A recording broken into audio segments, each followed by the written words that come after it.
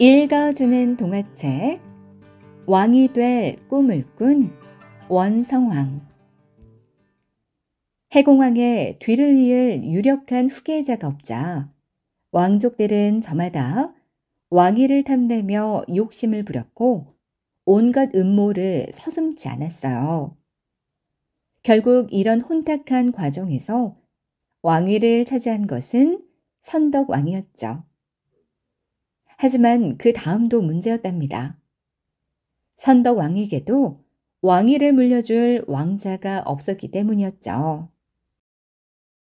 왕실의 앞날을 한 치 앞도 헤아릴 길이 없구나. 신하들은 한편으로는 불안해하면서 또 한편으로는 저마다 누가 다음 왕이 될까 몹시 궁금해했답니다. 이런 때에 내물왕의 12대 손인 김경신은 아주 이상한 꿈을 꾸었어요. 꿈속에서 큰 난리가 일어난 거죠. 사람들이 이리 뛰고 저리 뛰며 아우성이었어요. 곳곳에서 검은 연기가 치솟고 비명도 들리는 것 같았죠.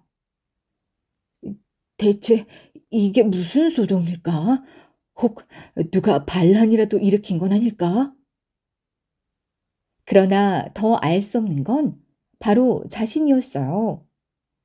사람들은 그렇게 소동을 피우는데 자신은 유유히 어디론가 가고 있는 것이었죠. 자세히 보니 그 차림새도 이상했어요. 평상시 쓰던 갓은 벗어버리고 생전 처음 보는 흰 갓을 썼던 거죠. 그뿐만 아니라 손에는 가야금이 들려있는 게 아니겠어요? 이건 또 뭐지? 어찌 이런 것이 내 손에... 참으로 괴이한 일이 아닐 수 없었어요. 그런데 다음 순간 놀랄 사이도 없이 김경신은 어느새 천관사의 우물 속으로 뛰어드는 것이었죠. 으아! 사람 살려! 풍덩 소리와 함께 김경신은 비명을 지르며 잠에서 깨어나답니다. 온몸은 땀으로 흠뻑 젖어 있었죠. 자신도 모르게 몸이 부르르 떨렸어요. 이상한 꿈이야. 너무 생생한걸. 필시 무슨 곡절이 있을 게야. 딱히 무엇라 말할 수는 없었지만 김경신은 예산일이 아니라는 생각이 들었죠. 김경신은 꺼림칙하여 도무지 그냥 있을 수가 없었답니다. 그는 얼른 하인을 불러 말했어요. 여봐라, 얼른 점쟁이를 불러오도록 하라. 하인은 쏜살같이 달려나갔어요.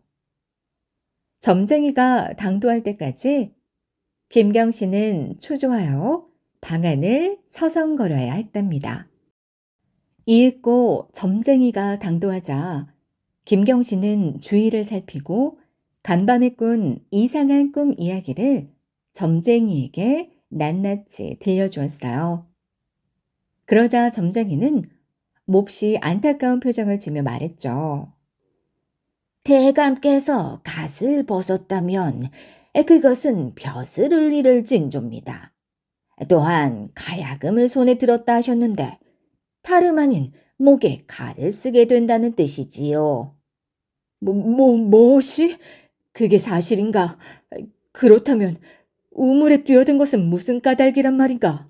우물에 뛰어들었음은 감옥에 가게 된다는 뜻이옵니다. 부디 몸조심하십시오. 김경신은 점쟁이의 말에 간담이 서늘해졌어요. 등골에 식은땀이 흘러내렸죠. 그는 한동안 아무 말도 하지 못하고 점쟁이의 얼굴만 쳐다보았답니다. 점쟁이가 돌아간 뒤에도 김경신은 안절부절 못했어요. 벼슬을 잃고 감옥에 가게 된다니 실로 기가 막힌 노릇이 아닐 수 없었죠. 앉았다가 일어섰다가 또 점쟁이의 말을 떠올려 보며 고개를 갸웃거렸지만 어찌해야 좋을지 판단이 서지 않았어요. 도대체 내가 무엇을 잘못했기에 그런 큰일을 당한다는 것일까? 김경 씨는 문을 닫아 걸고 꼼짝도 하지 않았답니다. 시간이 지날수록 불안한 마음이 더더욱 가슴을 죄는 듯 했어요. 무슨 일이 있을지 몰라 두려운 나머지 한 발짝도 밖으로 나갈 수가 없었답니다. 이튿날 김경신의 집에 낯익은 손님이 찾아왔어요. 여봐라! 아찬 여삼이 뵈러 왔노라고 대감께 아뢰도록 하라. 아참 여삼은 김경신이 평소에 가깝게 지냈던 사람이었죠. 그런데 대문을 열고 나온 하인은 곤란한 표정을 지어 보였어요. 대감께서는 몸이 아파 아무도 만날 수 없다고 하셨사옵니다. 허허, 궁궐에 나오지 않으시기에 문안을 엽죽고자 하는 것이니 어서 대감께 아뢰거라. 하는 수 없이 하인은 김경신에게 달려가 말했어요. 대감, 아찬 여삼 어른께서 찾아와 뵙자고 하십니다.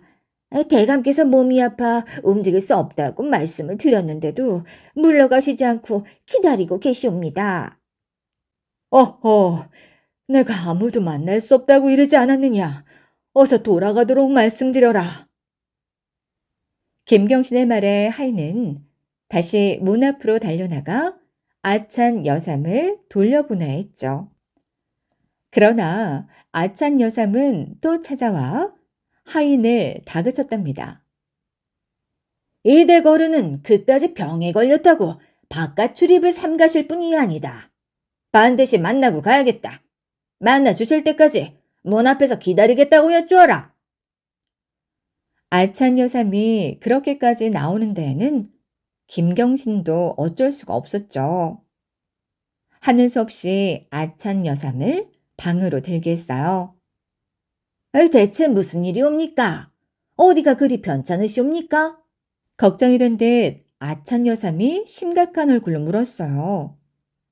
그러자 김경신은 어두운 표정으로 겨우 입을 열었죠. 몸이 불편한 것은 아닐세. 다만 꿈자리가 뒤숭숭해서 말일세. 꿈이라고요? 대체 무슨 꿈을 꾸셨기에 문까지 닫아 걸고 출입을 삼가신단 말입니까? 김경신은 하는 수 없이 꿈 내용을 낱낱이 털어놓았죠. 그런데 이게 무슨 일일까요? 꿈 이야기를 다 듣고 난 아찬 여삼이 느닷없이 큰절을 하는 것이었어요. 김경신은 깜짝 놀라 얼른 달려가 여삼의 팔을 잡았죠. 이보게, 이게 무슨 일인가? 갑자기 무슨 큰절을 다 하는 겐가? 상기된 얼굴로 김경신이 물었죠. 그러자 아주 진지한 표정으로 아찬 여삼이 말했어요. 대감, 그 꿈은 아주 상서로운 꿈입니다. 만약 대감께서 더 높은 자리에 오르신 뒤에도 저를 버리지 않으신다면 그 꿈을 해몽해 드리겠사옵니다. 무엇이? 높은 자리라니, 그게 무슨 말인가? 갈수록 모르소리뿐이었어요. 김경신은 고개를 갸웃거렸죠. 이윽고 아찬 여삼이 조심스럽게 입을 열었어요.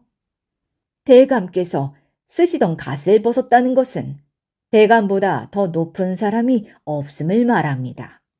그리고 흰 갓을 쓴 것은 면류관을 쓸 조짐이지요. 면류관이라면 혹시... 아찬 여삼의 뜬금없는 말에 김경신이 되물었어요. 그러자 무슨 의미인지 알았다는 듯이 여삼이 고개를 끄덕였죠. 맞습니다. 12줄 가야금을 들었음은 12대손이 왕위를 이어받는다는 뜻입니다. 이 대감께서는 내물왕의 12대손이 틀림없지 않습니까? 그리고 마지막으로 천관사 우물 속으로 들어갔다고 하셨지요. 그것은 바로 대궐로 들어간다는 뜻이지요. 왕이 될 꿈이라니. 김경신은 도무지 믿을 수가 없었어요. 해몽은 고맙지만 그건 어려운 일이요. 왕족의 순서로 보아도 내 위에는 이미 재상 김주원이 있소. 내가 어떻게 재상보다 높은 자리에 오를 수 있단 말이오. 어떻게 재상보다도 높은 자리에 오르실 수 있을지는 저도 모르겠습니다. 그것은 사람이 할 수 있는 것이 아니라 하늘이 하는 일이지요. 그럼 내가 지금 할 수 있는 일은 무엇이란 말이요? 아무도 모르게 북천 신에게 제사를 지내는 것이 좋겠습니다. 김경신은 여삼의 말대로 북천에서 아무도 모르게 제사를 지냈어요. 그러던 어느 날 병에 걸린 선덕왕이 갑작스럽게 세상을 떠났죠. 궁궐안은 누가 왕위를 이어야 하는지 결정하지 못해 다시 혼란스러워졌답니다. 신하들은 회의를 열어 심각하게 의논했어요. 어떤 분이 왕위를 이으셔야 할지 속히 결정해야 합니다. 그러나 신하들은 서로 눈치만 볼 뿐 선뜻 나서는 사람이 없었죠. 그때 한 신하가 주위 사람들을 조심스럽게 둘러보면서 입을 열었어요. 왕족의 순서로 보아 김주원 대감이 왕위에 오르는 것이 마땅할 듯하옵니다. 어른 말이요. 그분은 왕실에 오르니 따르지 않을 사람이 없을 것이요. 신하들이 한둘씩 맞장구를 치자 다른 신하들도 저마다 고개를 끄덕였어요. 결국 신하들은 김주원을 다음 왕으로 결정했죠. 속히 김주원 대감을 궁궐로 드시라 해야겠소. 임금의 자리를 오래 비워두어서는 안 됩니다. 한 신하의 말에 따라 곧 전령이 출발하고 궁궐 안의 신하들은 새 임금을 모시기 위한 준비에 들어갔어요. 한편 궁궐에서 날아온 전가를 받은 김주원은 몹시 기뻐했죠. 여봐라, 지금 즉시 궁궐로 갈 것이다. 속히 제비를 하여라. 김주원은 불안한 마음에 하인들을 다그쳤어요. 왕족끼리 다투고 하루아침에 임금의 자리가 바뀌는 세상이다 보니 여유를 부릴 틈이 없었던 거죠.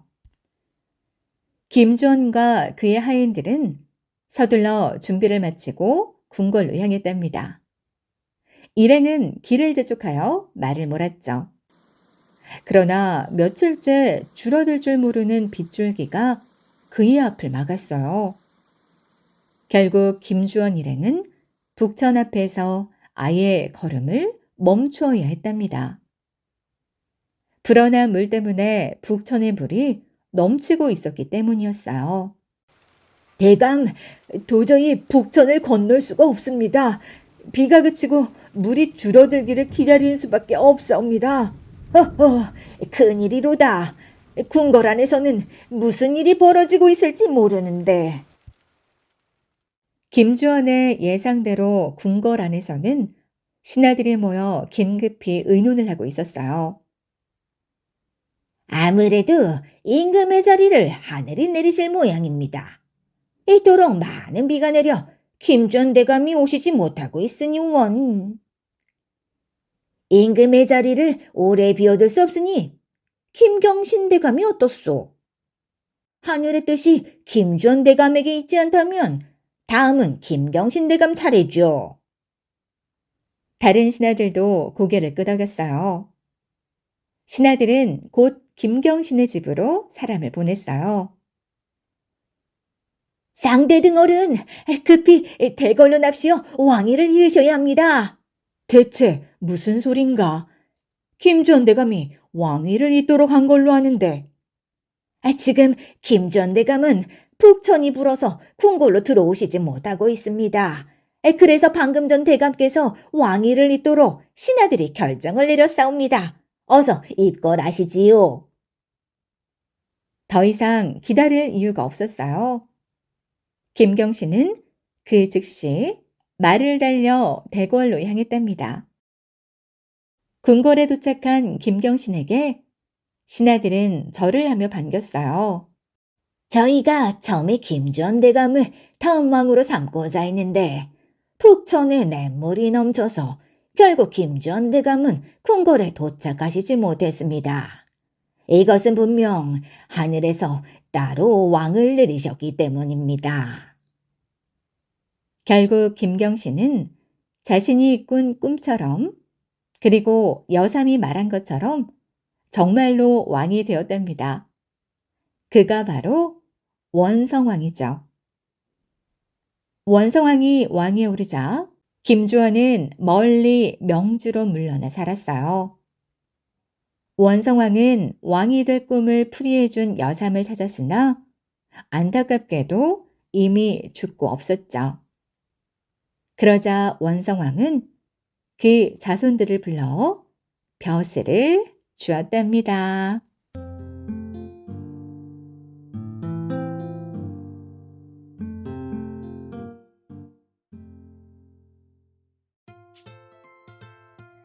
읽어주는 동화책 부모님을 위해 절을 세운 김대성. 신라의 모량리라는 마을에 경조라는 가난한 여인이 아들과 함께 살고 있었어요. 그녀의 아들은 유난히 머리가 크고 이마가 평평해서 마치 큰 성과 같았답니다.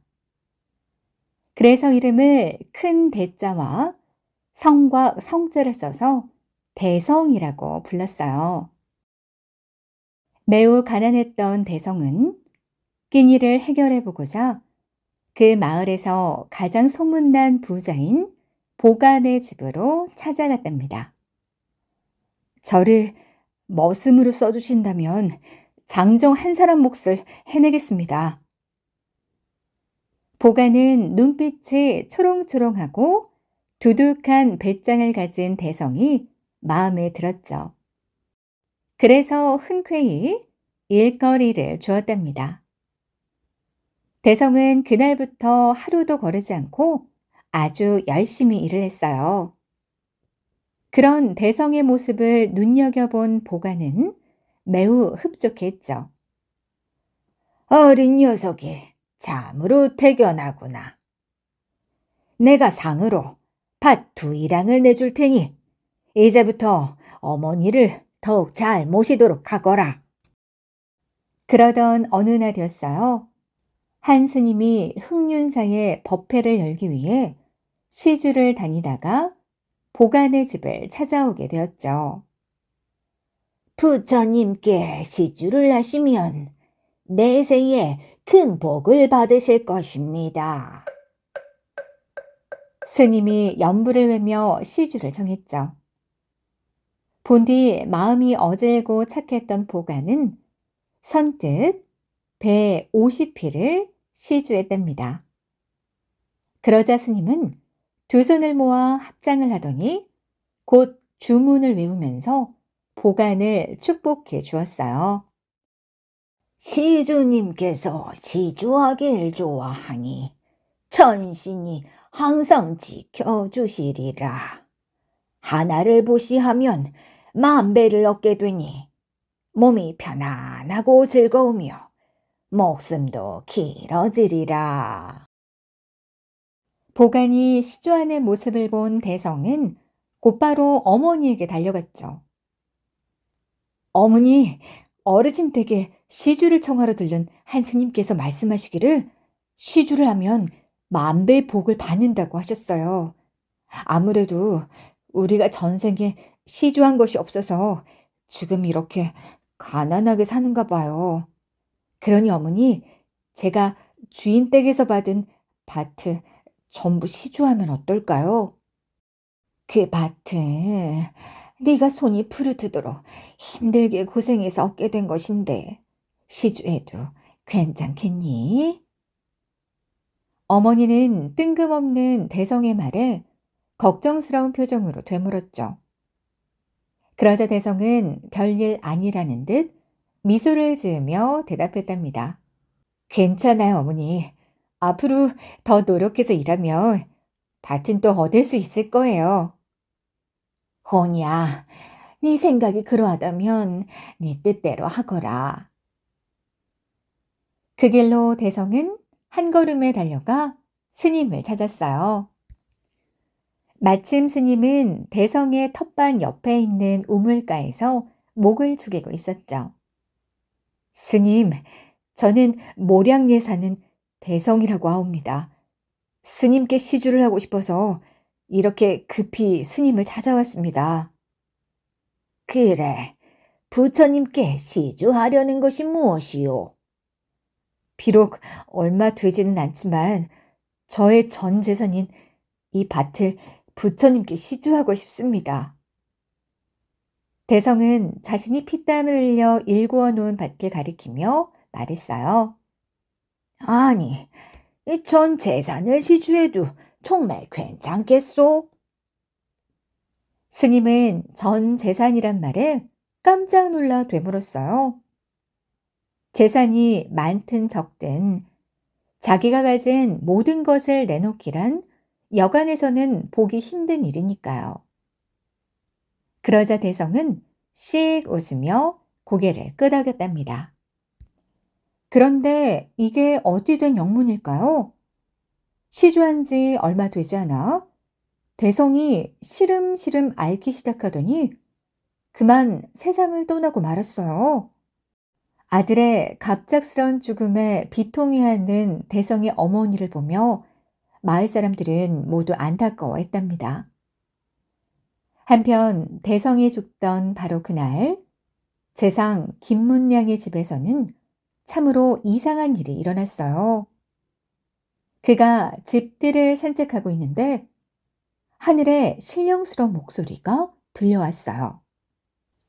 모량리에 살던 대성이란 아이가 이제 너의 집에 태어날 것이다. 깜짝 놀란 김문량은 예산일이 아니라 판단하고 황급히 하인을 불러 일렀죠. 여봐라, 당장 모량리로 가서 대성이란 아이가 있는지 알아보도록 하여라. 김문량의 다급한 명령에 하인은 서둘러 모량리로 달려갔죠. 한참이 지나서야 심부름 갔던 하인이 돌아왔어요. 그런데 그가 하는 말이 무척이나 놀라웠죠. 어르신, 모량리에 대성이란 아이가 있었는데 이 묘하게도 어르신께서 그 소리를 들은 바로 그 시각에 세상을 떠났다고 합니다. 그 일이 있은 지 10달 후 김문량의 아내는 건강한 사내 아이를 낳았어요.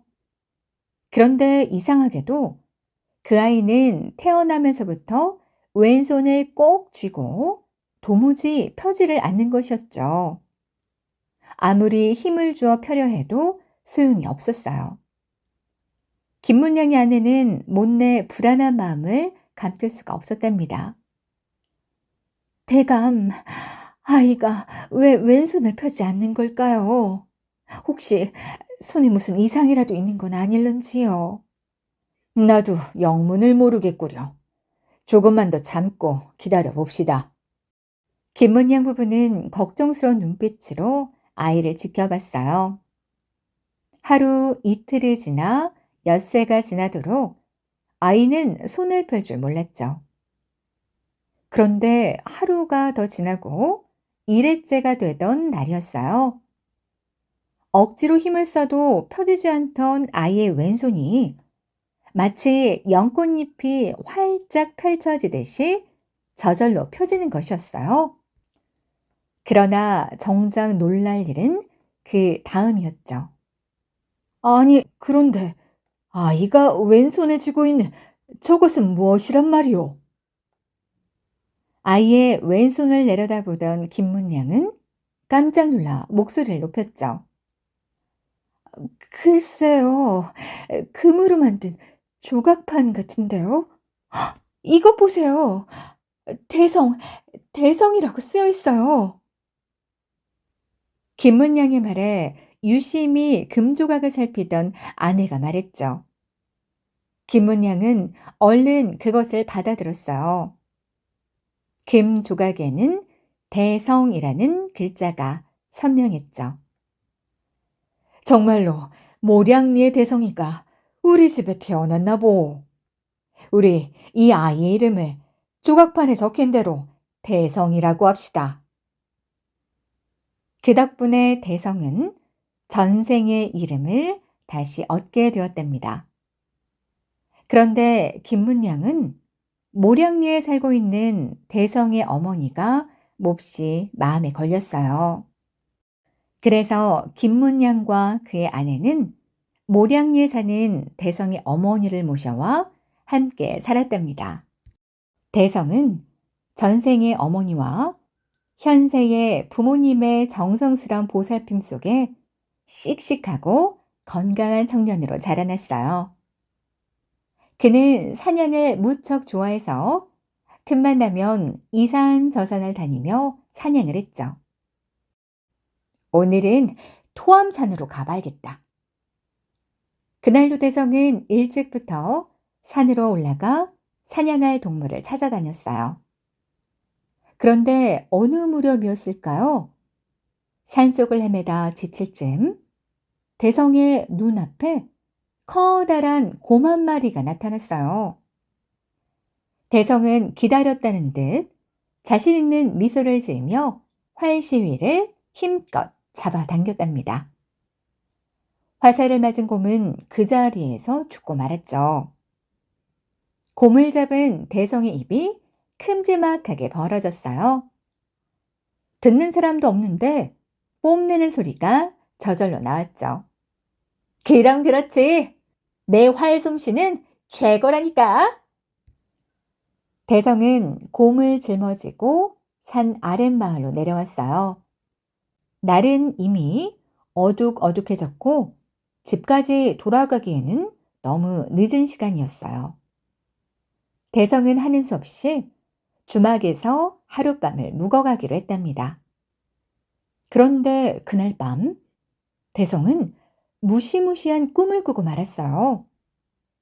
낮에 죽인 곰이 무서운 귀신이 되어 나타나 대성에게 큰 소리로 호통을 치는 것이었죠. 너는 어찌하여 아무 죄도 없는 나를 죽였느냐?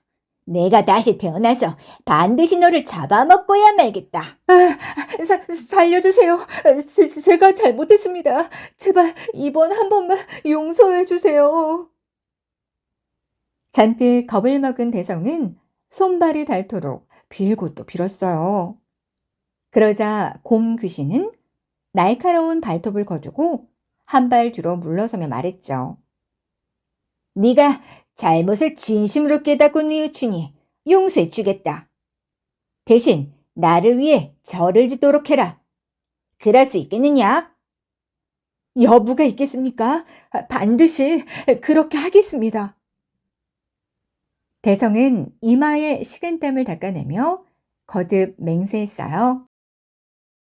그런 뒤에야 대성은 간신히 꿈에서 깨어났답니다. 꿈이었구나. 그런데 어쩌면 이렇게 생생할 수 있을까? 비록 꿈이었지만 대성은 놀란 가슴을 진정시킬 수가 없었답니다. 나는 지금까지 나의 즐거움만을 위해 사냥을 했구나. 그런 행동들이 다른 짐승들에게 얼마나 큰 고통인지 생각지도 못했어. 그동안 나는 얼마나 어리석게 살아온 것인가. 그 꿈을 꾼 이후로 대성은 다시는 사냥을 하지 않겠다고 다짐했어요. 그리고 곰과 약속한 대로 곰을 잡았던 자리에 절을 세우고 장수사라고 불렀답니다. 대성은 그 이후 틈이 날 때마다 장수사에 들러 죽은 곰을 위해 명복을 빌었어요. 장수사를 세운 이후 많은 것을 깨닫게 된 대성은 가장 먼저 부모님의 은혜에 보답해야겠다는 생각이 들었죠. 나를 이렇게 키워주신 현세의 부모님께 이제까지 효도 한 번 제대로 하지 못했구나. 부모님을 위해 할 수 있는 것에는 어떤 게 있을까? 이렇게 한참을 고민하던 대성은 먼저 현세의 부모님을 위해 절을 짓기로 했죠. 그 절이 바로 불국사랍니다. 김대성은 전생의 어머니에게도 은혜를 갚고 싶었어요. 비록 가난했지만 내 전생의 어머니는 전 재산을 시주하도록 허락해 주신 분이 아닌가. 모량이 어머니의 허락이 없었다면 지금의 내가 있을 수 없었을 거야. 깊은 효심을 가진 대성은 오래도록 고민을 거듭한 끝에 전생에 자신을 낳아주신 모량리의 어머니를 위해서 석불사를 세웠답니다. 석불사는 석굴암을 말해요. 대성은 석불사에 표훈 스님을 머물도록 하고 지성으로 불공을 드렸죠. 한 부모한테도 효도하기가 힘든데 현세의 부모님 물론 전생의 부모한테까지 저렇게 효도를 하다니. 사람들은 모두 입을 모아 칭찬을 아끼지 않았답니다. 그러던 어느 날 대성이 석불사의 불상을 조각하고 있을 때였어요. 이제 큰 돌 하나를 다듬어 감실 덮개만 만들면 되는구나. 불상을 다 만들고 마지막으로 천장 돌을 덮으려는 순간 갑자기 돌이 세 조각으로 갈라지고 말았어요. 대성은 다시 정성을 들여 만들려고 애써 보았지만 아무 소용이 없었답니다. 힘이 빠진 대성은 의욕을 잃고 주저앉아 버렸어요. 그러다가 대성은 깜빡 잠이 들었죠. 그동안 쉬지 않고 일했던 까닭에 졸음이 쏟아졌던 거예요. 그런데 얼마나 시간이 지났을까요? 어디선가 신비스러운 모습을 한 천신이 내려와 대성이 완성하다만 덮개를 정성 들여 매만지기 시작했어요. 뚝딱뚝딱 망치 소리에 대성은 잠에서 깨어났죠. 그리고 두리번거리다가 문득 일하던 자리를 쳐다본 대성은 자신의 두 눈을 의심하지 않을 수 없었답니다. 자신이 만들다 멈춘 덮개가 어느새 모두 완성되어 있었던 거예요. 아니, 누가 이 힘든 일을 다 해낸 거지? 그래, 천신께서 내려와 완성해 주신 게 틀림없어. 대성은 곧장 남쪽 고개로 달려갔어요. 고개에 다다른 대성은 향을 피워 천신께 정성을 다해 제사를 드렸답니다. 고맙습니다. 천신님 덕분에 불상을 완성하였습니다. 그 후로 그 고개를 향을 피운 고개라 하여 향령이라고 불렀답니다. 당시 대성이 정성 들여 지은 구름다리와 돌탑이 있는 불국사는 경주의 여러 절 가운데 가장 아름답기로 유명하죠. 그러나 대성은 불국사를 짓기 시작한 지 23년이 지나도록 완성하지 못한 채 세상을 떠나고 말았답니다. 대성이 죽은 후에는 나라에서 그 뜻을 이어 불국사를 완성시켰어요.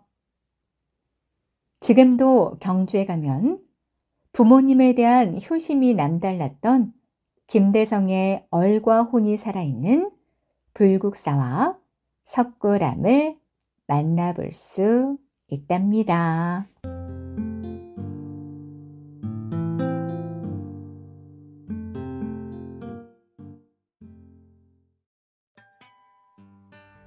읽어주는 동화책 불교를 발전시킨 의상대사 29살의 나이에 출가한 의상스님은 밤낮으로 부처님 말씀을 공부했어요. 하지만 의상스님은 늘 자신의 배움이 짧다고 생각했죠. 부처님 말씀은 참으로 알 듯 모를 듯 오묘하도다. 누군가 속 시원히 내 궁금증을 풀어줄 분이 없을까? 아, 원효 스님이라면 도움을 얻을 수 있을지 모르겠군. 고민하던 의상 스님은 도령 높은 스님으로 명성이 자자한 원효 스님을 찾아갔어요. 스님, 부처님 말씀은 공부할수록 뜻을 알 수가 없습니다. 어찌하면 좋겠습니까? 허허, 그런 말씀 마시오. 나도 수도승에 불과한데 무슨 말씀이요?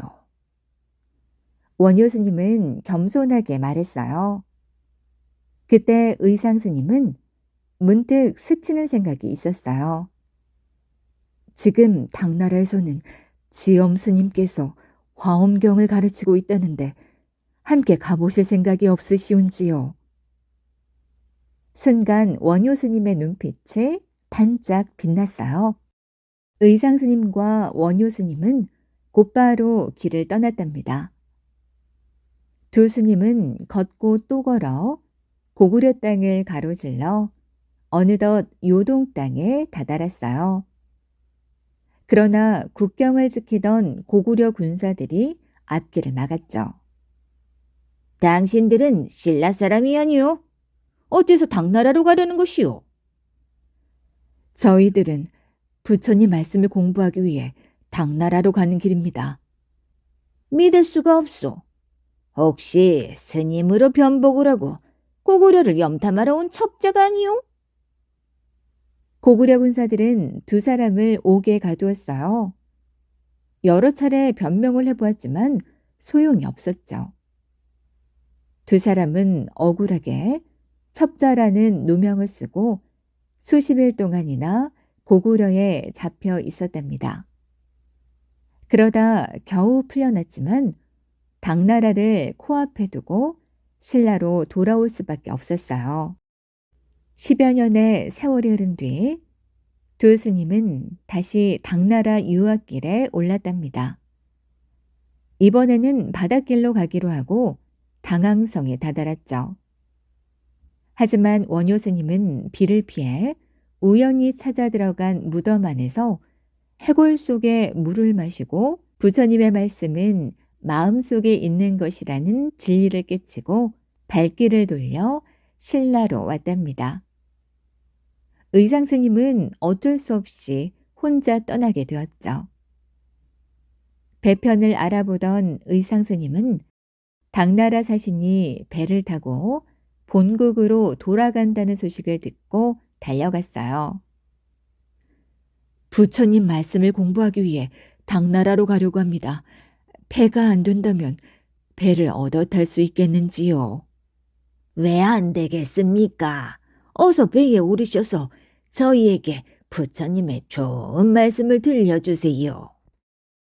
여러 날 동안의 여행 끝에 당나라에 도착한 의상 스님은 양주에 머물렀어요. 하루는 유지인이라는 사람이 의상 스님을 찾아왔죠. 스님께서 양주를 찾아주셔서 얼마나 기쁜지 모릅니다. 제가 스님의 거처를 마련했습니다. 불심이 깊은 유지인은 의상 스님을 관아에 머물게 하고 극진히 대접했답니다. 때로는 의상 스님이 머무는 방을 찾아와 부처님 말씀에 대한 이야기를 함께 주고받기도 했어요. 얼마 후 의상 스님은 원래의 생각대로 지엄 스님을 찾아가기로 마음먹었죠. 그때 지엄 스님은 새로운 화엄 학풍을 일으켜 법장 스님을 비롯해 이름난 제자를 여럿 두고 있었어요. 그들 말고도 많은 제자들이 그에게 배우고자 찾아들고 있었답니다. 의상 스님은 더 머물다 가라는 유지인의 만류를 뿌리치고 종남산의 지상사로 발걸음을 재촉했어요. 지엄 스님은 의상 스님이 찾아오기 전날 밤 신기한 꿈을 꾸었답니다. 커다란 나무 한 그루가 바다 동쪽에서 갑자기 자라더니 이어 순식간에 가지와 잎이 무성하게 퍼지는 것이었어요. 기운차게 자라난 잎이 어느새 당나라를 온통 뒤덮는 것이었어요. 참으로 알 수 없는 일이로다. 이 모두 부처님의 조화이런가. 기이한 생각이 든 지엄 스님은 어린아이처럼 나무를 타고 위로 올라갔어요. 얼마를 올랐을까요? 지엄 스님의 눈에 봉새의 둥지가 보였답니다. 그 둥지는 신비로운 빛에 감싸여 있었어요. 지엄 스님은 두근거리는 가슴을 쓸어내리며 더 가까이 다가갔어요. 둥지에는 봉새 대신 마니보주 1개가 들어 있었답니다. 마니보주는 용왕의 머릿속에서 나온다는 구슬로 여의주라고도 하죠. 그 구슬에서는 눈을 뜰 수 없을 정도로 오색찬란하고 영롱한 빛이 쏟아져 나오고 있었어요. 어찌나 빛이 맑고 밝은지 그 빛은 사방으로 멀리까지 환히 비치고 있었답니다. 바로 그 순간 지엄 스님은 잠에서 깨어났어요. 지엄 스님은 보통 꿈이 아니라고 생각했죠. 허허, 신비로운 꿈이로다. 봉새에 둥지를 보다니. 그리고 그 찬란한 빛은 무엇이란 말인가? 이는 틀림없이 귀한 손님이 오실 꿈이로다. 지엄 스님은 얼른 바깥으로 나가 제자들을 불러 모았어요. 귀한 손님이 오실 것이다. 어서 절 안팎을 깨끗이 청소해라. 지엄 스님의 엄한 명에 스님들이 바쁘게 움직이기 시작했죠.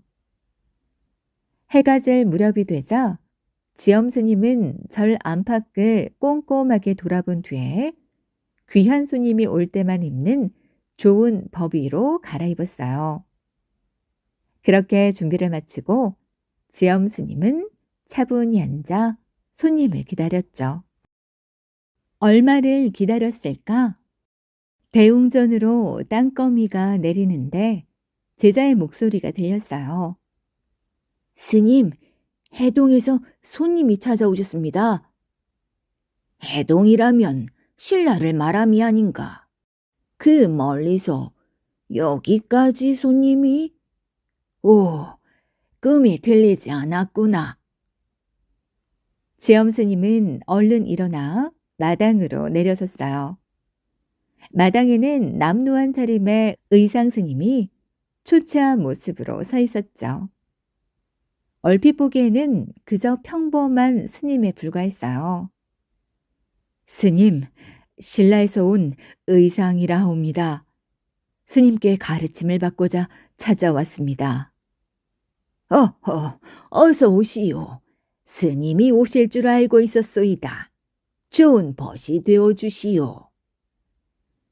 지엄 스님은 의상 스님을 공손히 맞아주었죠.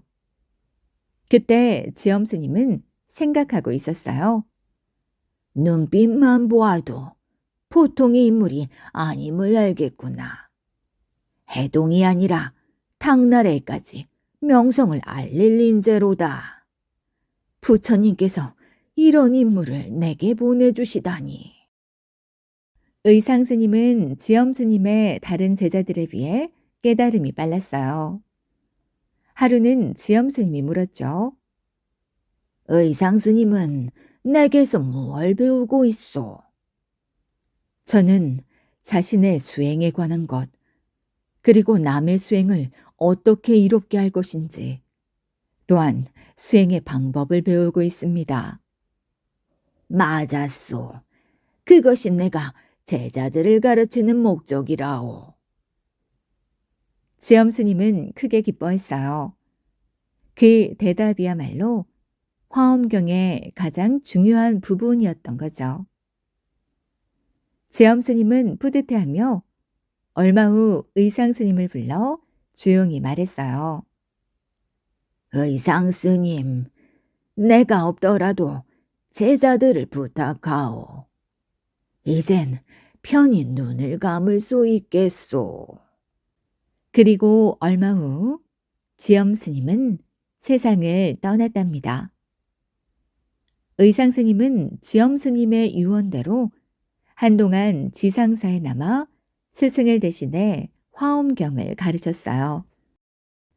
그러던 어느 날 지상사의 낯선 노인이 의상 스님을 만나기 위해 찾아왔죠.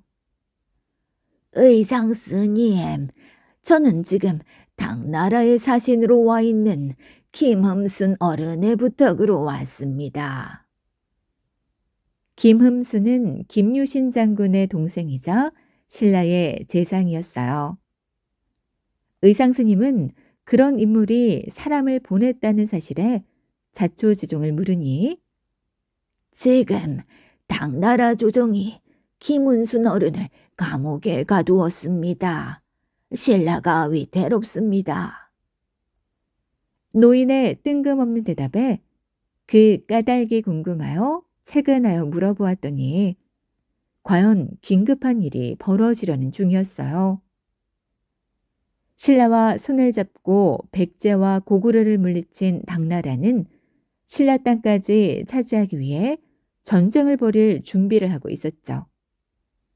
이를 신라에서 눈치챌까봐 사신으로 온 김흠순 일행을 잡아 가두었다는 것이었죠.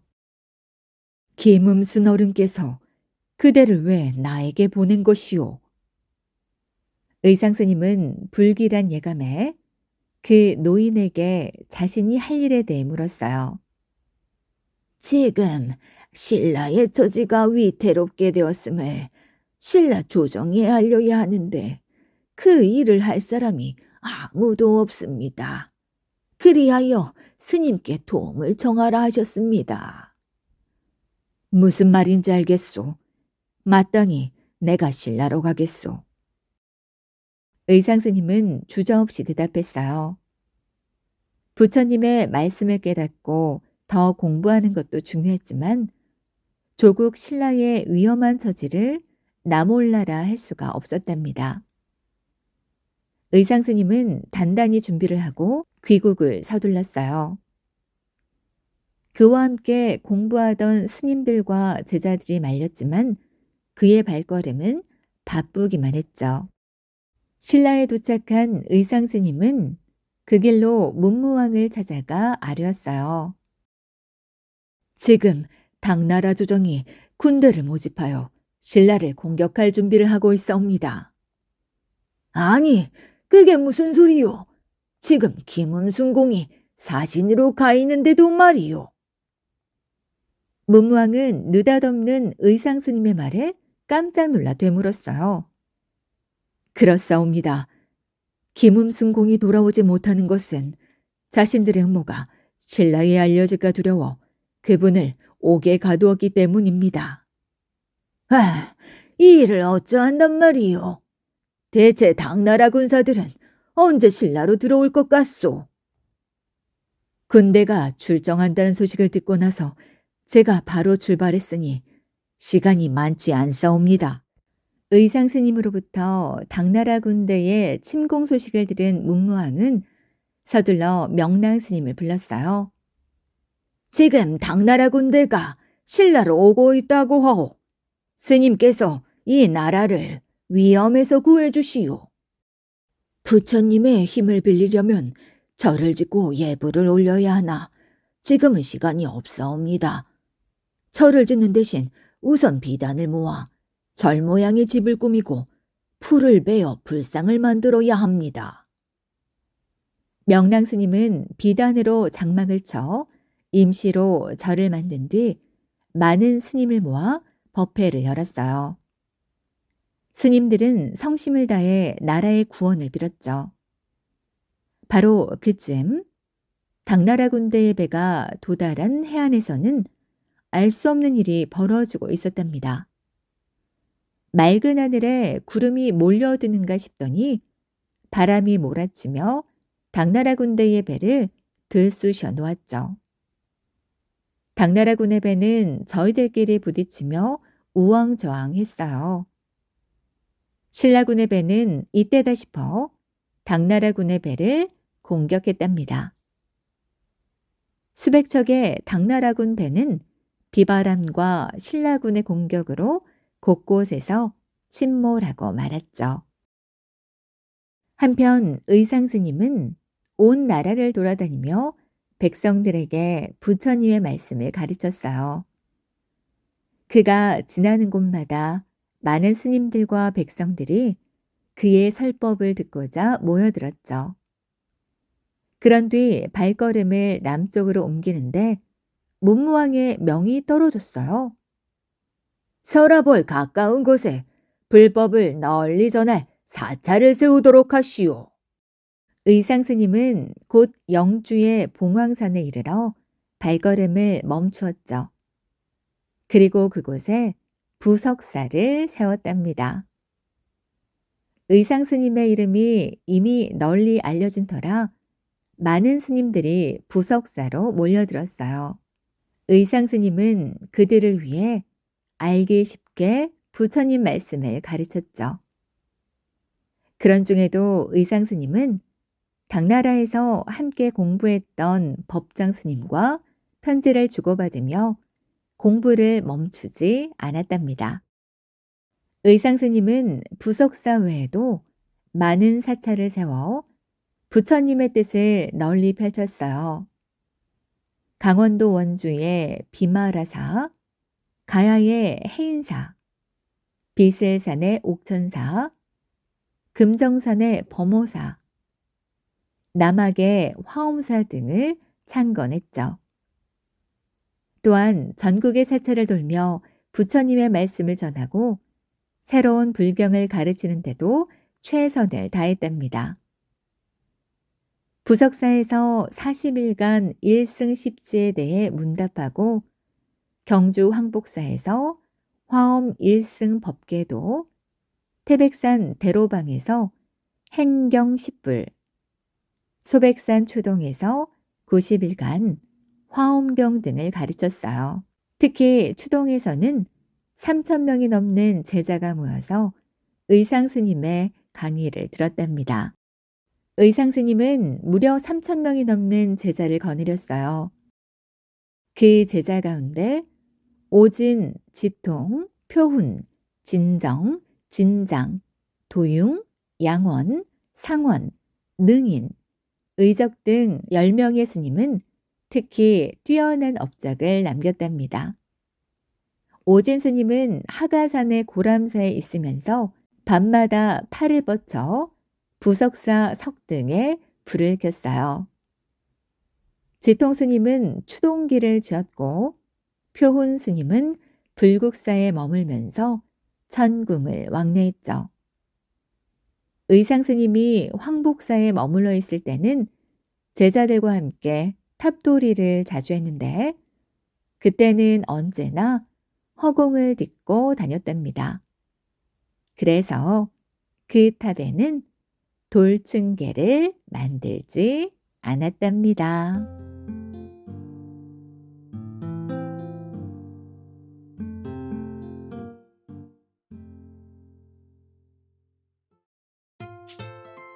읽어주는 동화책 서방 정토로 간 광덕과 엄장.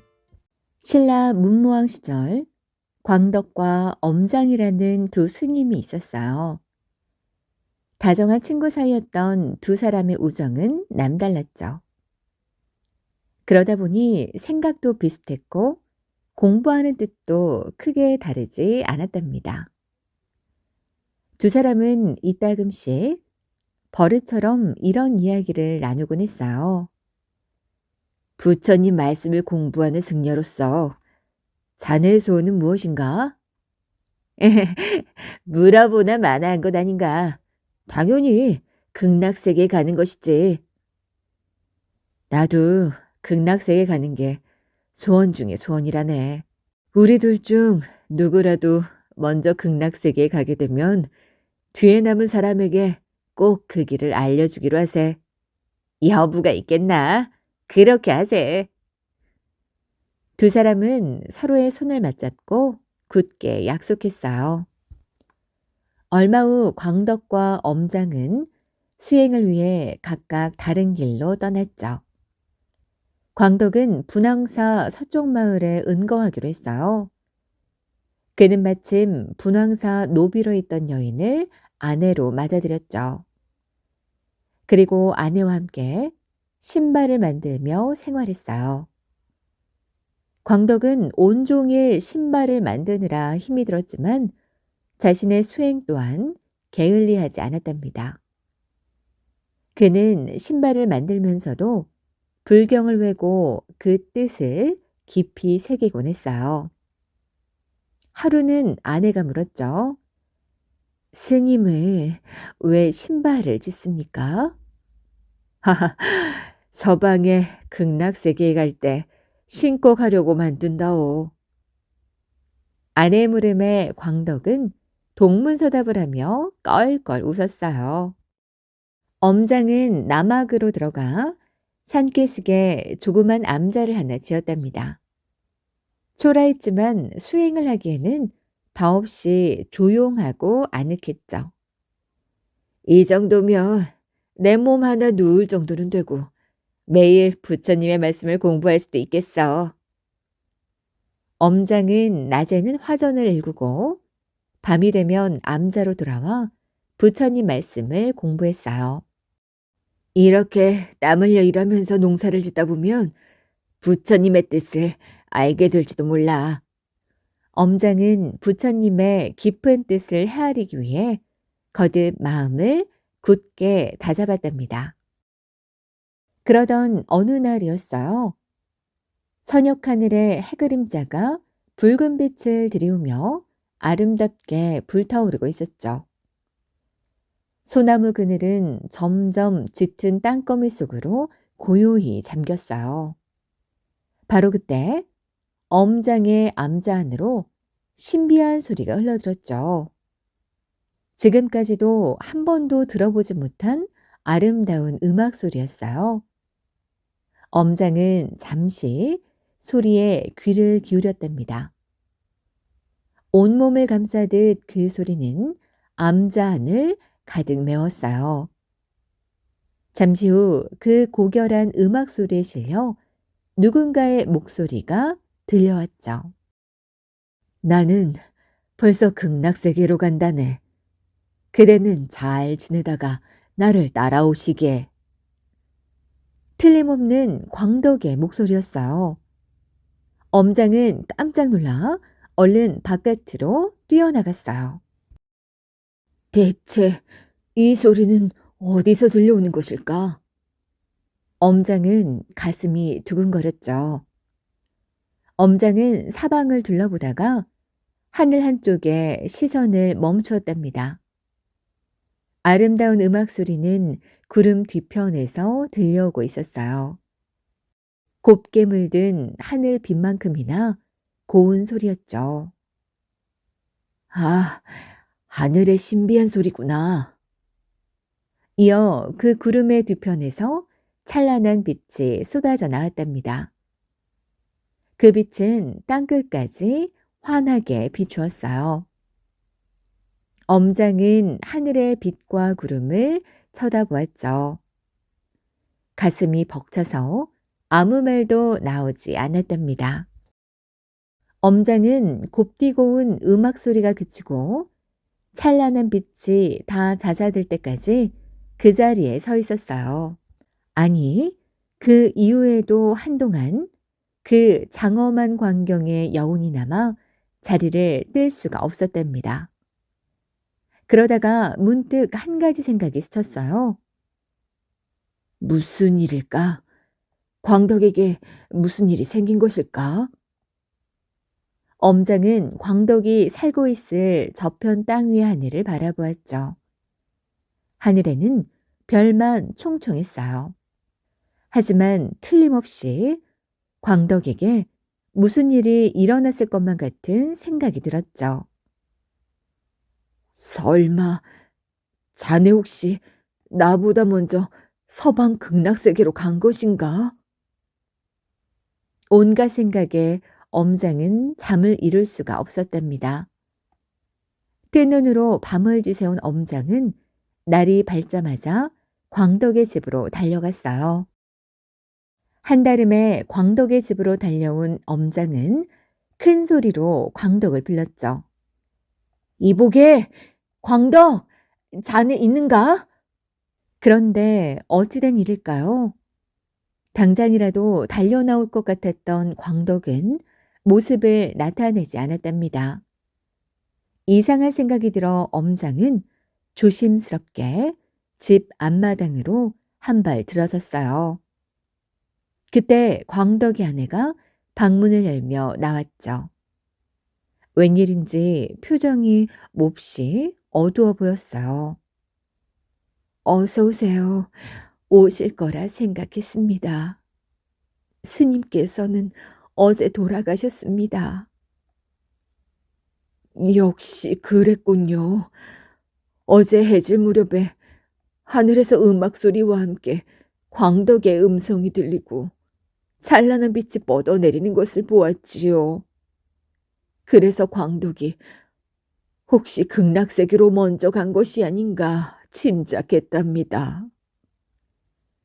엄장은 합장을 하며 먼저 간 친구를 위해 명복을 빌었답니다. 엄장은 늘 뜻을 함께하던 친구의 죽음이 몹시 슬펐어요. 한 팔을 잃은 것처럼 허전했죠. 가슴에 구멍이 난 것처럼 쓸쓸해서 견딜 수가 없었답니다. 이제 그만 광덕의 장사를 지내야지요. 아마 바라던 극락세계로 갔을 것입니다. 엄장은 아쉬움을 겨우 참으며 광덕의 아내에게 말했어요. 광덕의 아내는 고개를 끄덕였죠. 두 사람은 함께 광덕의 시신을 거두었답니다.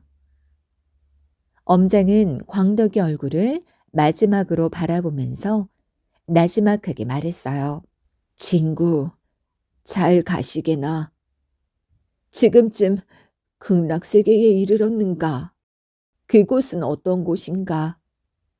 나도 곧 따라가겠네, 친구. 장사를 지낸 엄장은 자신의 암자로 돌아가야 했답니다. 하지만 홀로 남은 광덕의 아내가 걱정이 되어서 선뜻 발걸음이 떨어지지 않았죠. 엄장은 조심스레 입을 열었어요. 이제 혼자 지내셔야 합니다. 괜찮으시겠습니까? 엄장의 물음에 광덕의 아내는 아무 말도 하지 않았죠. 고개를 숙인 채 낮은 숨소리만 냈답니다. 엄장은 그냥 떠날까 하다가 걸음을 멈추고 이번에는 이렇게 물었어요. 광덕이 떠나고 없는데 어찌 혼자 살겠습니까? 저와 함께 지내시는 것이 어떻겠습니까? 순간 광덕의 아내는 놀란 듯 고개를 들어 엄장을 쳐다보았죠. 하지만 광덕의 아내는 곧 조심스레 고개를 끄덕였어요. 그렇게 하겠습니다. 그 말에 엄장은 암자로 돌아가려던 발걸음을 되돌려 광덕의 집에 눌러 앉았답니다. 밤이 깊어지자 엄장은 슬그머니 일어나 광덕의 아내 옆에 자리를 깔았어요. 그리고 나란히 누우려 했죠. 그러자 광덕의 아내가 소스라치게 놀라며 일어나 앉았어요. 스님, 무슨 짓입니까? 어찌 제 옆에서 주무시려 하는 것이옵니까? 스님께서 이렇게 행동하시며 극락세계를 찾는 것은 마치 나무에 올라가 물고기를 찾는 것과 다르지 않습니다. 광덕의 부인은 잘못 엄숙하게 엄장을 꾸짖었죠. 엄장은 괜스레 무안해져 얼굴이 화끈거렸어요. 하지만 엄장은 할 말이 있었답니다. 이보시오 부인, 광덕도 부인 옆에 누워 잤는데 왜 나는 옆에 눕지 못하게 하시오? 스님, 광덕 스님께서는 저와 10년이 넘도록 함께 살았지만 단 하룻밤도 함께 누워본 적이 없습니다. 광덕의 부인은 단호하게 말했어요. 그의 말투가 아주 날카로웠죠. 하지만 엄장은 쉽게 이해가 되지 않아 다시 물었어요. 정말 10년 동안 단 하룻밤도 함께 누워본 적이 없단 말입니까? 그럼 광덕은 밤에 잠도 안 자고 무엇을 했습니까? 그분은 밤마다 몸을 정갈이하고 바로 앉아 수행을 하셨습니다. 조금도 흐트러짐이 없이 매일 부처님의 아미타불을 외우셨지요. 엄장의 물음에 광덕의 아내는 담담한 어조로 말했어요. 광덕의 옛 모습을 떠올리는 듯 눈가에 이슬이 맺혀 있었답니다. 설마 그럼 광덕이 하루도 거르지 않고 매일 그렇게 수행을 했단 말이오? 그러하셨습니다. 해가 지면 방으로 들어가 조금도 흐트러짐이 없이 수행을 하다가 이튿날 해가 뜰 때까지 그렇게 하셨습니다. 엄장은 한편으로는 놀라웠고 또 한편으로는 부끄러웠어요. 쥐구멍이라도 들어가고 싶은 심정이었죠. 그런 엄장의 심정을 아는지 모르는지 광덕의 아내는 말을 이었답니다. 어떤 때에는 아미타불을 외우다 16관을 실천하기도 하셨지요. 그러다가 속세의 모든 욕을 물리치고 달관하는 경지에 이를 즈음이면 창문 안으로 새어들어오는 달빛에 올라앉아 가부좌를 들고 수행을 계속하셨습니다. 그토록 광덕 스님께서는 정성을 다하여 수행을 하셨는데 어찌 극락세계에 가지 못하셨겠습니까? 광덕의 부인은 마치 제자를 타이르는 스승과 같았어요. 목소리가 차분하고 조심스러웠죠. 스님, 물은 나무는 떡잎부터 알아본다 했고 천리를 가는 사람은 첫걸음부터 다르다 했습니다. 스님의 지금 태도로는 극락세계로 간다고 할 수 없을 것입니다. 광덕의 부인이 말을 끝내자 엄장은 민망하여 고개를 들 수가 없었답니다. 얼굴이 뜨거워서 부인을 쳐다볼 수가 없었죠. 부인, 제가 잘못했습니다. 제 부족함을 용서해 주십시오. 엄장은 광덕의 부인에게 정중히 사과했어요. 그리고 일어섰죠. 부인의 말씀을 들으니 제가 왜 아직도 극락세계에 가지 못하였는지 알 것 같습니다. 수행을 게을리하고 속세의 것을 탐한 자신이 부끄럽습니다. 더 이상 부인과 함께 있을 수 없으니 그만 떠나겠습니다. 엄장은 그 길로 광덕의 집을 나왔어요. 한 걸음 옮길 때마다 자신을 질책했죠. 어리석구나. 스스로 극락세계에 이르는 법을 알지 못하니 훌륭한 스승이라도 찾아야겠다. 엄장은 분황사의 원효대사를 찾아갔어요. 그는 무릎을 꿇고 엎드려 아뢰었죠.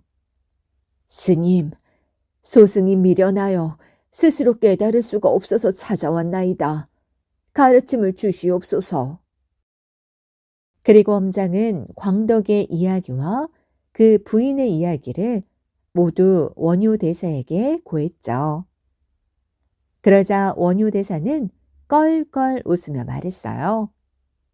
내게서 서방의 극락세계로 가는 그런 가르침을 얻고 싶으냐? 그러하옵니다. 부디 어리석은 소승을 일깨워 주옵소서. 엄장의 간절한 부탁에 원효대사는 삽관법을 지어 엄장에게 가르쳐 주었어요. 삽관법은 몸과 마음을 정갈이하고 수행하는 법이었죠.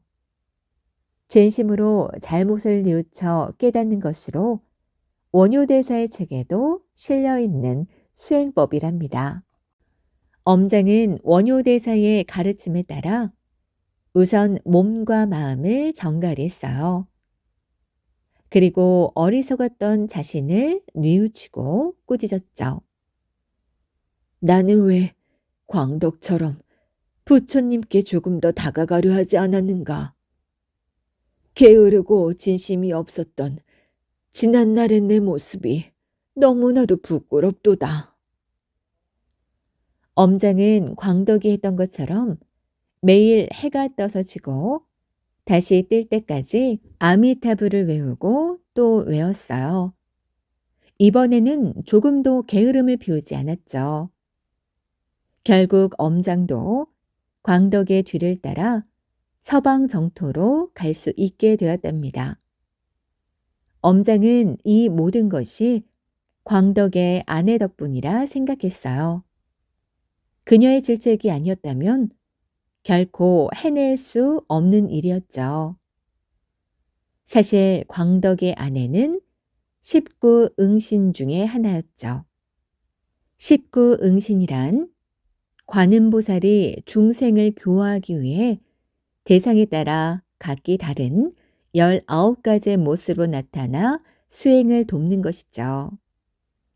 말하자면 인간의 몸으로 나타나 엄장의 수행을 도와준 것이랍니다.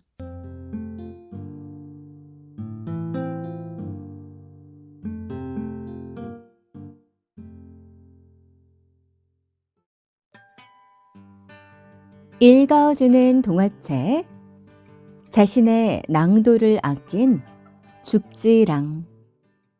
진덕여왕이 나라를 다스릴 즈음 대신 중에 술종공이라는 사람이 있었어요. 진덕여왕은 그의 성실함과 능력을 높이 평가해 어려운 임무를 맡겼답니다. 술종공을 삭주 도독사로 임명할 것이요. 형세가 거칠고 험한 지역이나 신라에 꼭 필요한 곳이니 잘 다스리도록 하오. 그러나 삭주는 가는 길부터 쉽지가 않았어요. 왜냐하면 길 자체가 험한 것은 물론이고 무엇보다 백제와 고구려의 군사들과 자주 부딪히는 곳이기 때문이었죠. 그 때문에 신라 조정에서는 기병 3,000명을 보내 술종공을 호위하게 했답니다. 술종공과 기병의 장엄한 행렬이 길게 이어졌어요. 그런데 술종공 일행이 죽지령에 도착했을 때였죠. 앞서가던 병사들이 행군을 멈추었어요. 무슨 일인데 바쁜 걸음을 멈추는 것이냐? 황공하오나 도독께서 직접 나와 보셔야 할 것 같사옵니다. 술종공이 묻자 앞서 길을 열던 장수 하나가 달려와 말했죠. 술종공은 그 말에 앞으로 나섰답니다. 그때 술종공은 죽지령 한복판에서 길을 닦고 있는 거사를 발견했어요. 아니, 거사께서 홀로 이 죽지령 길을 평평하게 닦으셨습니까? 술종공은 거사의 아름다운 마음씨에 감복하여 물었어요. 그러자 거사는 거사대로 그의 당당한 위세가 마음에 들어 미소를 지으며 대꾸했죠. 위풍당당한 나리께서 지나시는 길인데 어찌 그냥 있을 수 있겠사옵니까? 저희야말로 위풍당당한 나리의 모습을 배우니 참으로 영광이 옵니다. 그러던 어느 날이었어요. 술종공이 삭주 도독사로 부임한 지 한 달이 지났을 무렵이었죠. 술종공은 이상한 꿈을 꾸었답니다. 부인, 꿈속에서 죽지령을 평평하게 닦던 그 거사가 우리 방 안으로 들어왔소. 술종공은 부인에게 꿈 이야기를 들려주었어요. 그러자 부인은 깜짝 놀라며 술종공을 쳐다보았죠. 그럴 수가. 대감, 저도 같은 꿈을 꾸었답니다. 참으로 신기한 일이 아닐 수 없었죠. 이상하게 생각한 술종공은 사람을 보내 그 거사의 안부를 알아오라고 했어요.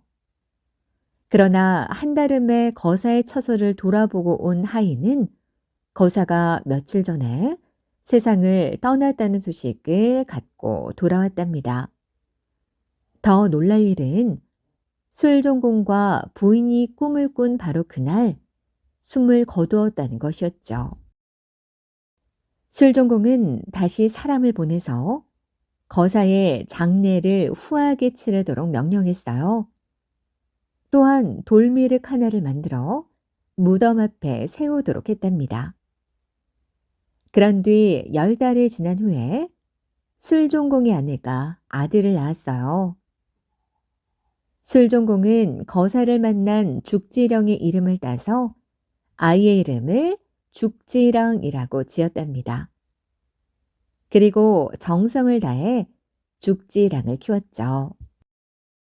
죽지랑은 자라서 용맹스러운 화랑이 되었어요. 그리고 부수라는 벼슬도 얻었죠. 부수는 군대의 최고 대장 다음가는 벼슬이었답니다. 죽지랑은 김효신 장군과 함께 삼국 통일을 이루는 데에도 큰 역할을 했어요. 전쟁 때마다 항상 선두에 서서 신라를 승리로 이끌었죠. 그러나 무엇보다 죽지랑은 자신이 거느린 낭도를 제 몸처럼 아끼고 돌봐주어 많은 사람들의 감탄을 자아냈답니다.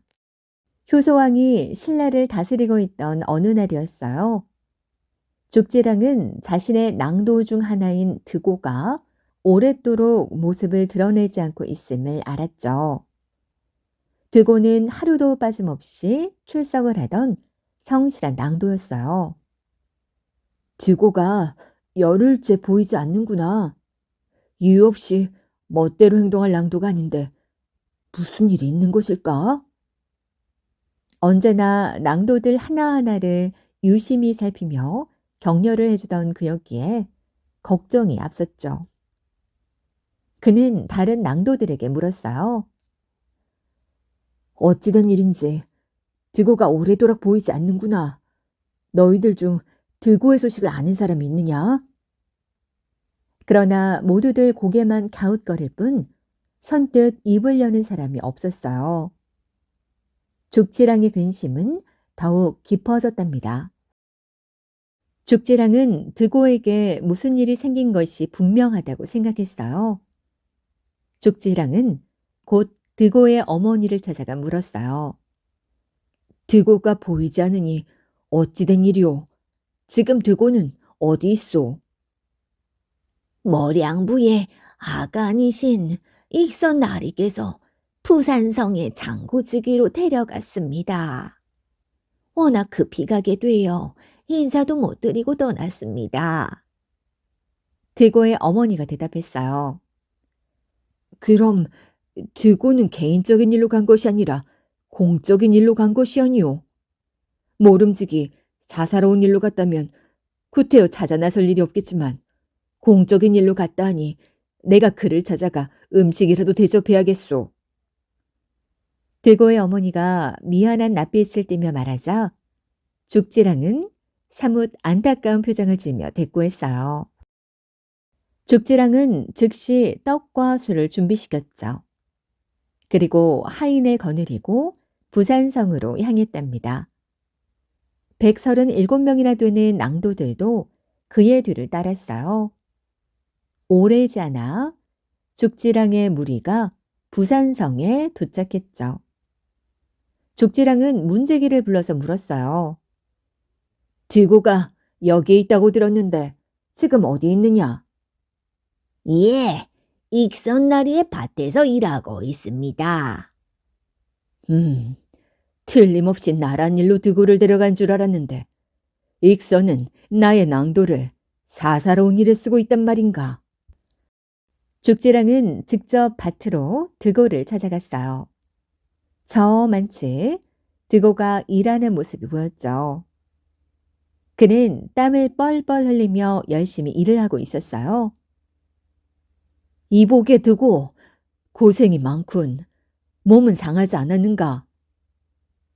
죽지랑은 달려가 드고의 손을 꼭 잡아주었답니다.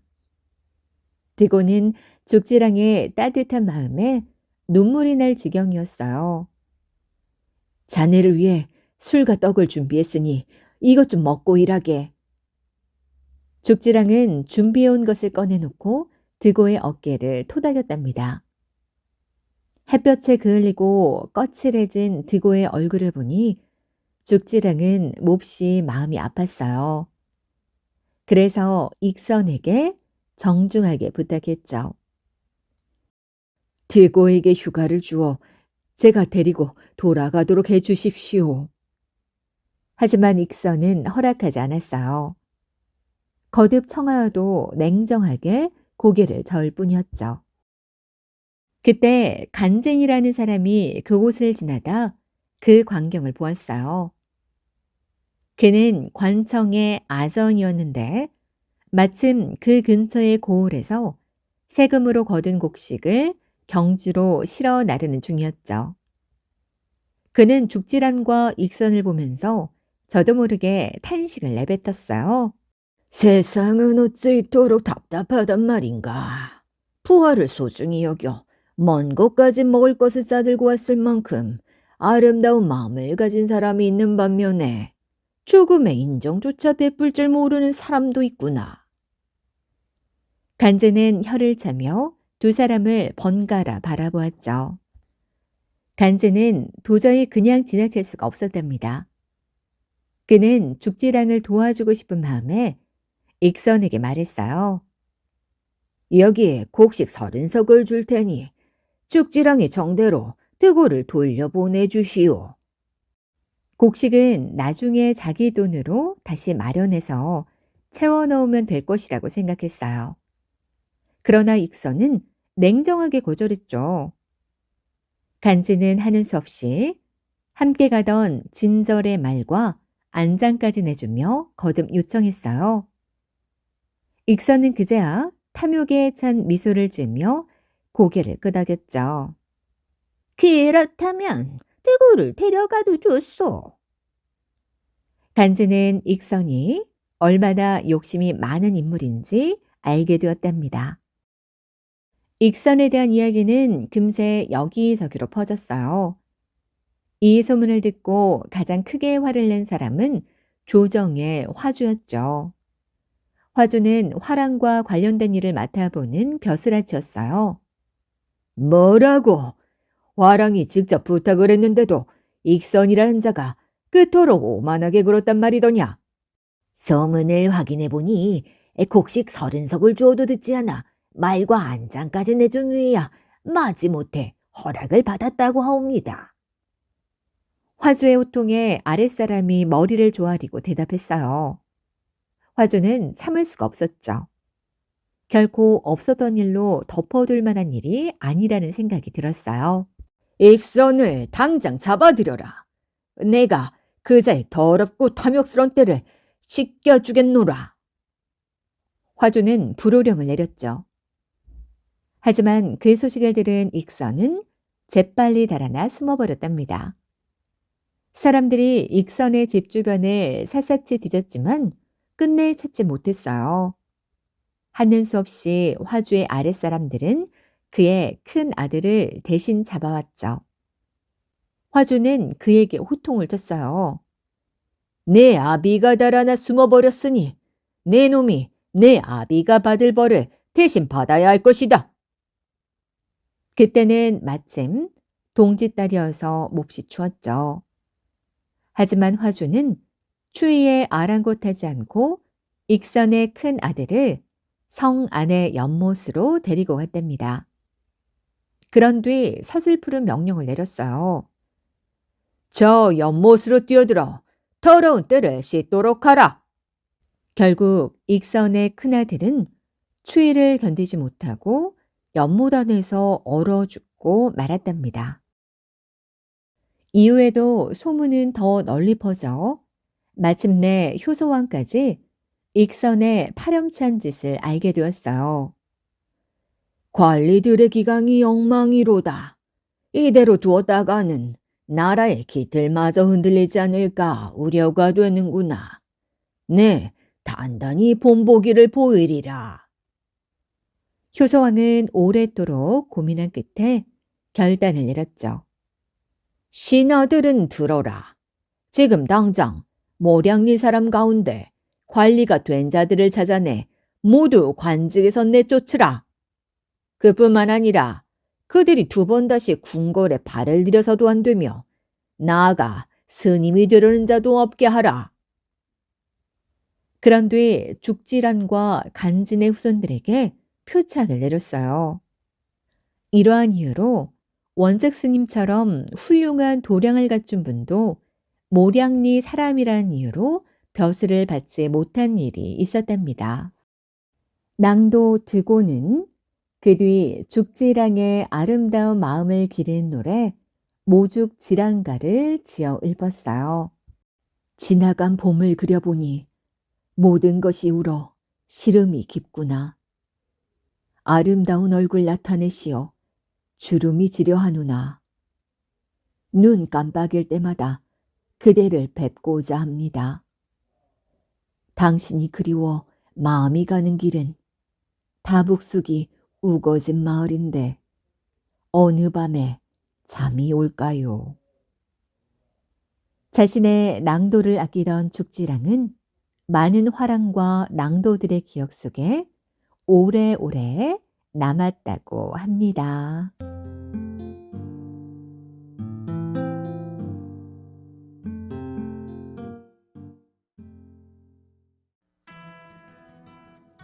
읽어주는 동화책 부여를 세운 해모수와 해부루.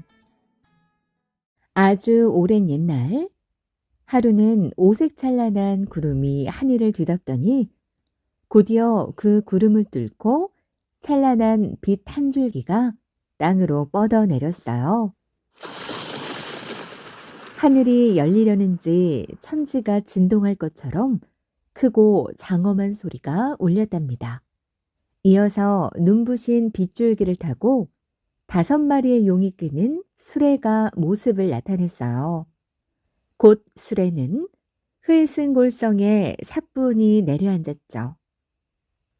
5마리의 용이 끄는 수레가 땅에 닿을 때까지 하늘 위에서는 신비롭고 아름다운 음악 소리가 들려왔답니다. 땅에 이른 수레 안에는 땅 위의 사람들이 한 번도 보지 못한 고귀한 모습의 사람이 타고 있었죠. 그는 산 꼭대기에서 열흘을 머문 뒤 더 낮은 땅으로 내려와 털을 잡고 위험에 찬 목소리로 말했어요. 나는 여기 흘승골성을 도읍으로 하여 나라를 세울 것이며 그 이름을 북부여라 할 것이다. 그리고 그는 스스로를 해모수라고 했답니다.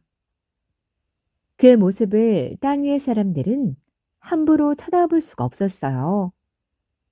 해모수 왕은 낮에는 땅에 머물며 백성들을 다스렸고 해가 지면 어느새 하늘로 올라갔다가 아침이 되면 해를 따라 땅으로 내려왔죠. 백성들은 하루도 쉼없이 하늘과 땅을 오가는 해모수 왕이 고맙기 그지없었어요. 그들은 진심으로 해모수 왕을 존경하고 따랐답니다. 그러던 어느 날 해모수 왕에게 아들이 하나 생겼어요. 이 아이의 이름을 부루라 할 것이요. 나의 뒤를 이어 북부여를 다스릴 것이니 잘 받들기 바라오. 그런 뒤 해모수 왕은 부루에게 해시성을 붙여주었어요. 사람들은 해모수 왕의 지엄한 명령에 머리를 조아렸죠. 오래지 않아 해부루는 해모수 왕의 뒤를 이어 북부여의 왕이 되었답니다. 해부루 왕이 나라를 다스리던 어느 날 해부루 왕이 아끼던 신하 아란불은 이상한 꿈을 꾸었어요. 꿈속에서 하느님이 나타나 아란불에게 말했죠. 그대는 들으라. 지금 이곳 부여에 장차 나의 후손으로 나라를 세울 것이니 너는 마땅히 내 임금을 모시고 동쪽의 가서원으로 갈지어다. 그곳은 모름지기 땅이 비옥하여 곡식이 잘 자라니 도구로 삼아도 손색이 없을 것이로다. 꿈에서 깨어난 아란불은 범상치 않은 일이라 생각했죠. 너무도 생생하여 꿈 같지 않았답니다. 자리에서 일어난 뒤에도 하느님의 근엄한 목소리가 귀에 쟁쟁했어요. 어찌할까 주저하던 아란불은 오래도록 고민한 뒤 헤브로 왕을 찾아갔죠. 대왕께 아뢰옵니다. 소신의 꿈에 하느님께서 나타나 도읍을 옮기라 이르셨사옵니다. 너무나 생생하여 꿈처럼 여겨지지 않사옵니다. 무슨 말이오? 이 나라 역시 하느님께서 세우셨고 내 아버지가 다스리던 나라요. 그런데 어디로 옮긴단 말이오? 뜻밖의 말에 깜짝 놀란 헤브로 왕은 진지하게 되물었죠. 하느님께서 이르시기를 동쪽으로 나아가면 가서본이란 곳이 있는데 땅이 기름지다 하였사옵니다. 허허, 저런, 하늘에 또 다른 뜻이 있는 모양이로구나. 헤브로 왕은 아람불의 말을 듣고 여러 날 고민했어요. 그의 꿈이 예사롭지 않다고 생각되었죠. 오랜 고민 끝에 도읍을 옮기기로 결심한 헤브로 왕은 신하들을 불러 모아 이렇게 말했답니다. 하나님의 뜻에 따라 나라에 도읍을 옮길 것이오. 서둘러 떠날 준비를 하시오. 그로부터 얼마 후 온 나라가 들썩거렸어요. 신하들과 백성들은 서둘러 떠날 채비를 차렸고 준비를 마치자 사람들의 행렬이 동쪽으로 끝없이 이어졌답니다. 자, 힘을 내시오. 머지않아 우리가 대대로 살아갈 땅에 이를 것이오. 헤브로 왕은 신하와 백성들을 격려하며 앞서 나아갔어요. 오래지 않아 헤브로 왕과 신하들 그리고 백성들은 가서본에 도착했답니다. 자, 보아라. 얼마나 비옥한 땅이더냐. 이제부터 이곳에 새 나라의 둥지를 틀 것이로다.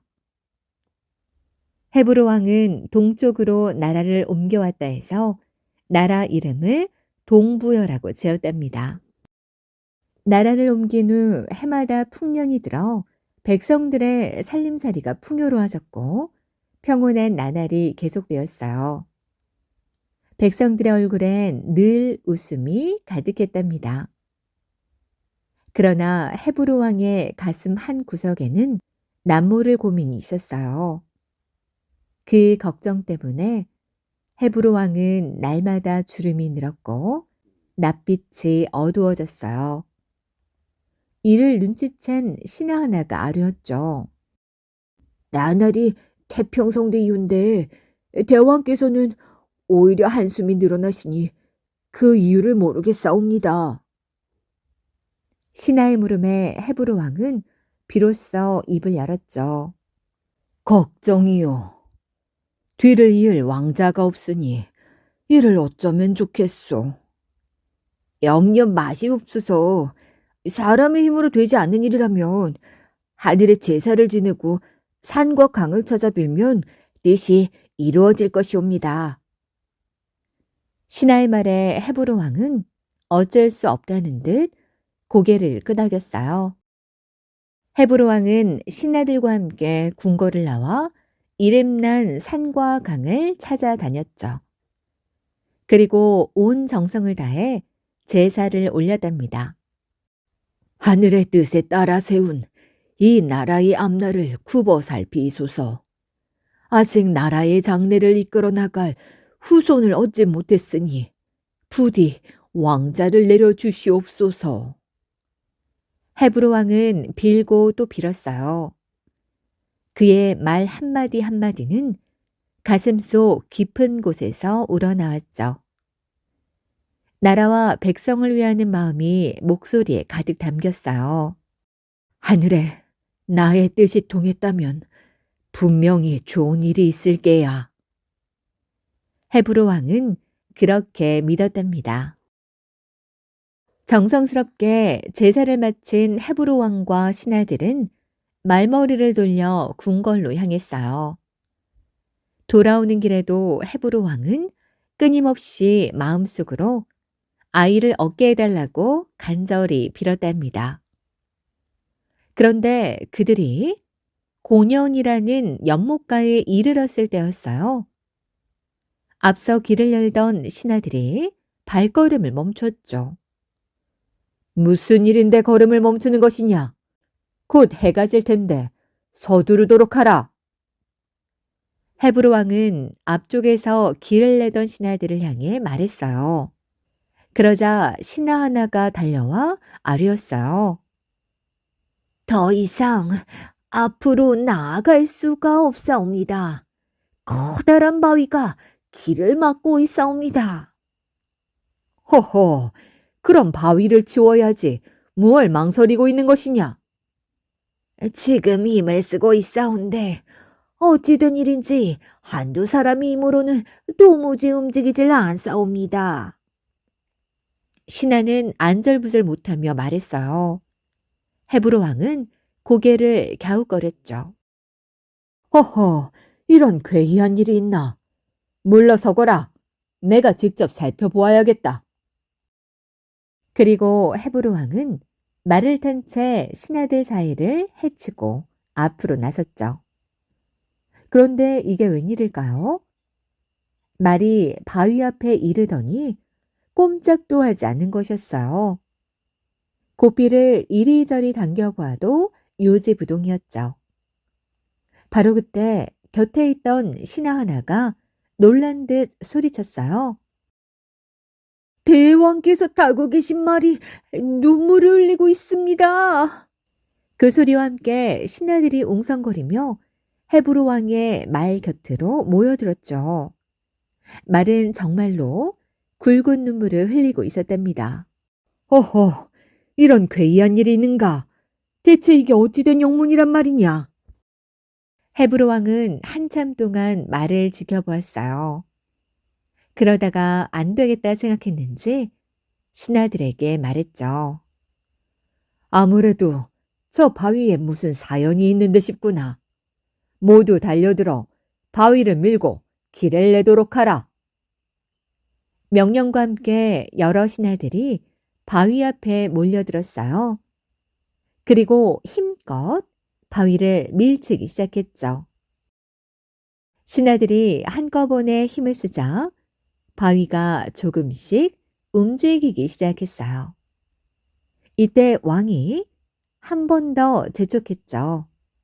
자, 어서 힘을 내거라. 어서! 얼마나 시간이 지났을까?